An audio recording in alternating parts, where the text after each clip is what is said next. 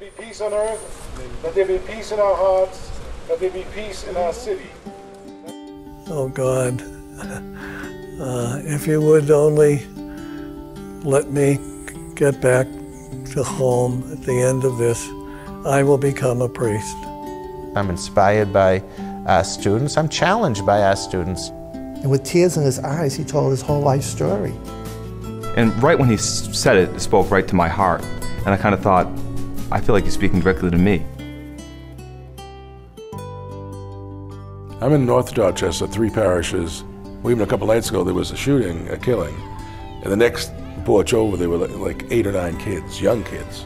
Sometimes there's no magical words, but just being present and listening, because sometimes there's a lot of anger coming out or confusion. And just, you know, hoping the Spirit gives you a few words that you can bring some calm. Wait for you that they accept the things they cannot change, Lord, and to give them the strength. We'll actually walk the streets. We always go to murder sites.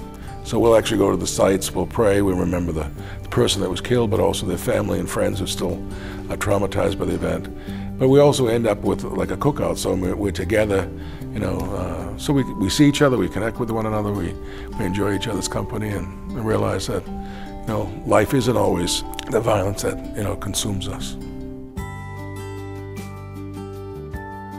Father Fagan's life is an extraordinary story of service to the poor and those in need. Even after contracting an illness in South America that left him permanently disabled, he continued his vocation in the priesthood and never let his physical disability get in his way. I work out at the clubs at the Charles River over here. I was in the middle of doing exercises, and this man came up to me. He said, "Father, can I talk to you after you finish?" And I said, sure. So I finished, and we went outside, and he talked, and he hadn't been to confession in many years. He said, you know, I've been watching you, he said, and your perseverance and your intensity of getting well, he said, in a wheelchair, he said, has just moved me, he said. And with tears in his eyes, he told his whole life story. And you know, why would I be working out pressing iron and having that man watching me? I wasn't even aware he's been watching me. I've been going there for over a year. This man has been watching me. I didn't even know who he was. And I said, when I came back here, I said, you know, see what? You want me to do that exercise, even though I hate doing it. You have worked through pumping iron to bring somebody back to you. You know, so I think there's where the presence is, you know, and I don't have a collar on. I'm dressed to physically work out, so obviously he does not know. I don't think he knows, but he does know. He does know because the Lord spoke to him. And I believe that's what I call amazing grace. Monsignor Els is a wonderful example of the priesthood. He has led quite a dynamic life. From protecting the country as a World War II pilot, throughout the years of charity work for the community. Even at age 90, he continues his ongoing commitment. We were day in and day out always seeing somebody, the whole plane go down, and it was very painful and fearful and frightening, and it was very different than European pilots. Either way, I was always saying the rosary and saying, oh God, if you would only let me get back to home at the end of this, I will become a priest. But eventually I did take the plea that I got from God to come and become a priest. And it has been a joyful life for me. And as I live today, I think I would never have lived as far as I am now had I not been praying as much as I did while I was flying an airplane.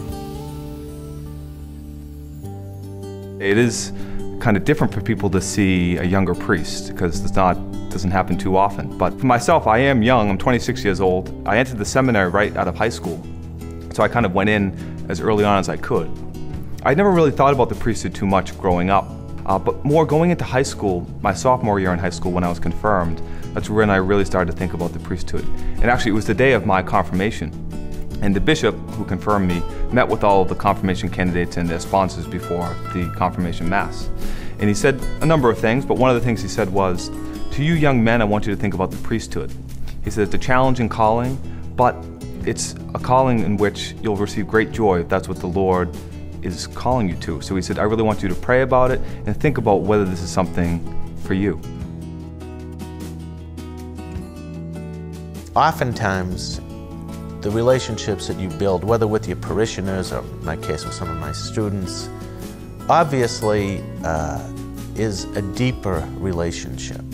You really try to meet them and let them meet you and to talk about things that they're interested in. I find that as you're able to engage people and find out what they're interested in and have them talk a little bit about their life, and then you, in a natural way, share some of your life, you become a more multi-dimensional person. It's rewarding, and that might never be the right word, but it's fun, it's fulfilling, you also realize you're making a difference in some people's lives, and they're making a difference in your life as well. It goes back and forth. I think of so many people whose lives were touched in a positive way, for example, by a priest.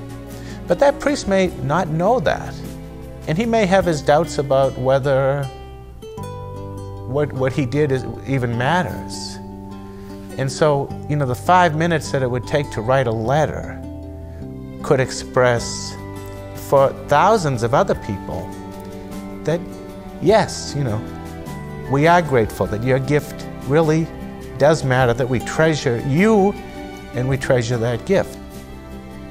If you could remember those who have touched your life, and how can you say thank you? First of all, prayer, but secondly, your presence, your availability, and also have compassion for those who have given their lives in service to others. And perhaps somebody here might be touched to do the same. You don't need a caller for that.